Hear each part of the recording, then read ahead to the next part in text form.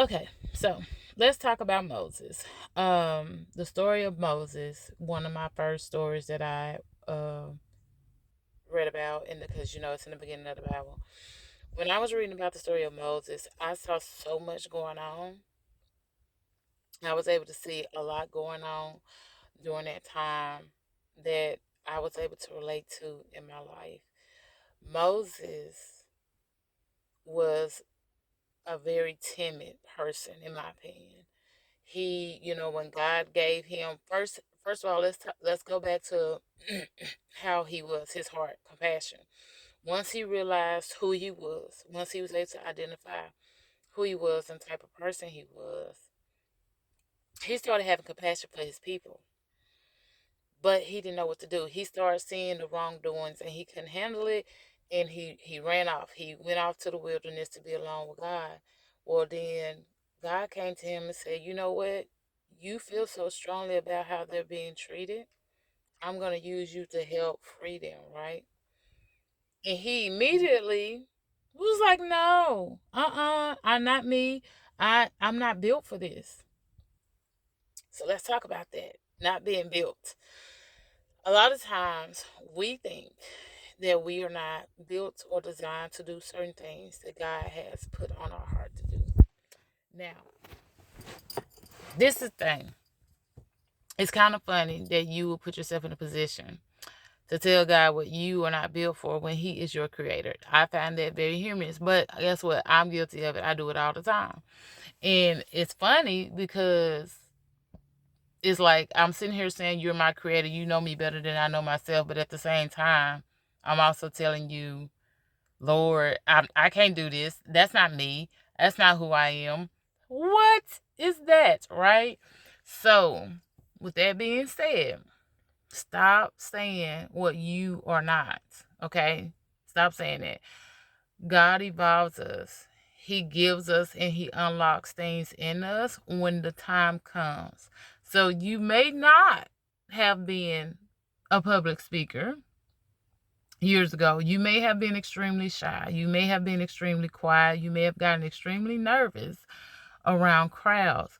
But that does not mean you're not a public speaker. That just means that God may not have released that from you just yet. He may not have unlocked that tool that He created in you when He created you. So, with that on my mind, I hope it's getting on your mind too. Let's get out of the habit of saying what we are not. We teach our kids they can be anything they want to be, but we forget to tell them about being who they are, who God called them to be. When you're called to be, that means it's in you. It was already there long before you knew. Now that you have evolved or you've made it to the level that God needs you at in order for you to use that talent, then He unleashes it. And He tells you, okay, now it's time. Now it's time. Now it's time. Prime example, I've been on the journey for 10 years and you're not going to find no videos before 2025 because for me, that this wasn't me. This ain't the I'm not a social media person. I'm not a person that take a lot of pictures or even do video tapings or any of that. Nothing has changed as far as my personality or how I feel about social media. But what has changed is my desire to do God's will. It has gotten stronger and stronger in me every day. So, in order for me to do His will, He had me to do tasks. And one of those tasks is what I'm doing right now, is reaching you and telling you about my journey and my walk and the things that I've learned on my walk in order to get closer to Christ. So we're going to not be like Moses and say what we not and what we can and can't do. We are going to hear God tell us, okay, this is what you are, this is who I need you to be, and this is what I need you to do. And we're going to embrace that. And we're going to put that fear, because God did not give us a spirit of fear. So never operate out of fear. Never operate out of fear. Always pray that away and allow God to operate in you, because the Holy Spirit is going to protect you. So you don't need to have fear to feel protected in certain situations, because God got you. No need to be afraid. Um, So when you start feeling nervous or scared or worried or concerned, like I don't have what it takes, that's where you bring your faith back in and you trust, say, Lord, I may not can see that I have what it takes. It's not that you don't have it, you just can't see that you have what it takes. I may not can see that I have what it takes, but I'm here to do your will. So just guide me through it. Show me the direction. Show me how to do this. If I'm, like he said, he had a stutter. The Lord said, okay, I'll take that away. Don't worry about it. If that's what you're worried about, that's what you need in order to do this job, for me to take your stuttering away, I'll take that away. Well, I'm not mighty. All right, well, I'm going to give you something mighty. I'm going to give you a shaft that's going to hold power, and you're going to utilize that power in order to get my word across. He said, I just need you to be the messenger. I'm doing the hard lifting here, Moses. Think about it. He's like, I'm doing the hard lifting. You just need to be the messenger. You just need to take the message back to them in order for me to free your people who are my people. And so let's try not to be reluctant. It's hard. I'm not sitting here saying it's easy because I still do it to this day.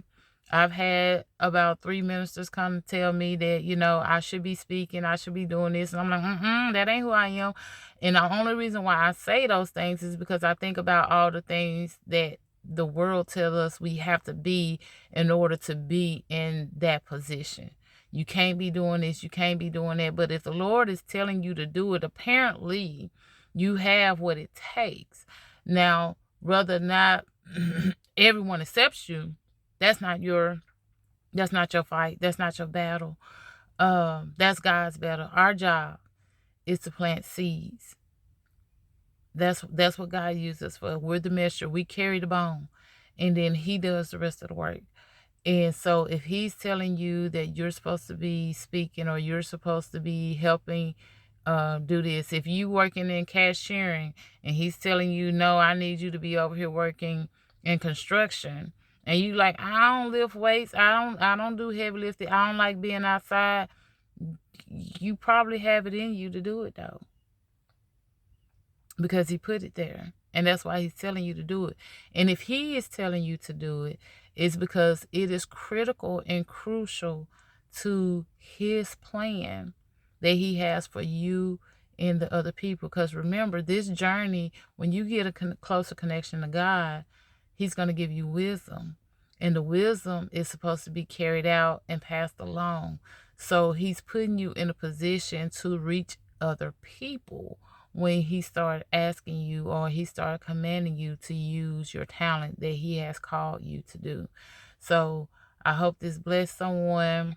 Let's not be like Moses and be reluctant. Let's try to embrace, everything that God has on us. Because if you read the book, read it, you will see how often he's reluctant the whole time during the whole process. And even when they come across, he understands it, but it didn't stop him from feeling unworthy. It's okay to feel unworthy, but don't be so reluctant and resistant to the point where you put yourself in a position, because he did. He put himself in a couple of positions. He made some alternative choices that altered how he would serve his eternal life. So put yourself, get in the mindset to start embracing God's calling on your life, embracing the things that He have in you, embracing how He created you and how He made you. Don't focus so much on the things that you feel that are unworthy. God knows who you are. He created you. He knows who you are. Even the things you don't tell your mama and your daddy, your sister, your brother, your friends, your cousins, your aunties, your uncles, God knows about it. So you don't have to hide from Him. You don't have to say, well, Lord, you don't know what I be doing. He know exactly what you be doing. Like they say, He knows every hair on your head. So of course He knows every thought in your mind and your character and your mannerisms, your personality. But most importantly, He also knows your heart. And that's what He judges you off of. So all that other stuff, He ain't worrying about. So you don't need to worry about it. You just need to trust Him, embrace Him, go out, do the work that He has put in your heart to do, and watch how He works in your life because you did it. Watch how he starts moving things and blessing not just you but other people. I love seeing other people get blessed.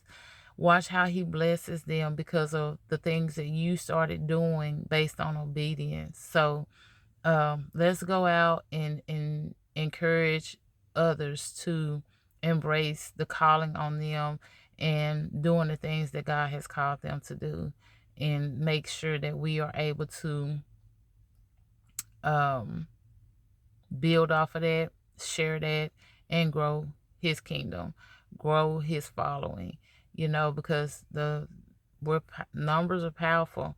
It's all through the text of time. History has shown that numbers mean something. So let's not be resistant to God.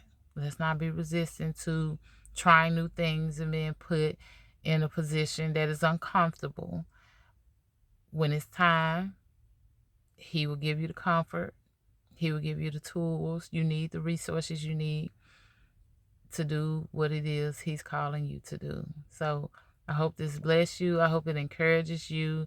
Just know I am praying for you to win. I am praying for you to step into your calling, to do the thing that God has for you, because man, when he does it, it's going to be great, and it's going to feel wonderful, and you're going to love it, and you're going to embrace it, and you're like, dang, I wish I had did this sooner. So I'm looking forward to seeing the blessings that follow up, the testimonies that come behind you stepping into your calling, and you witnessing how God works, not just in your life and other people's life. So go out, do it, be great at it, and have a blessed day.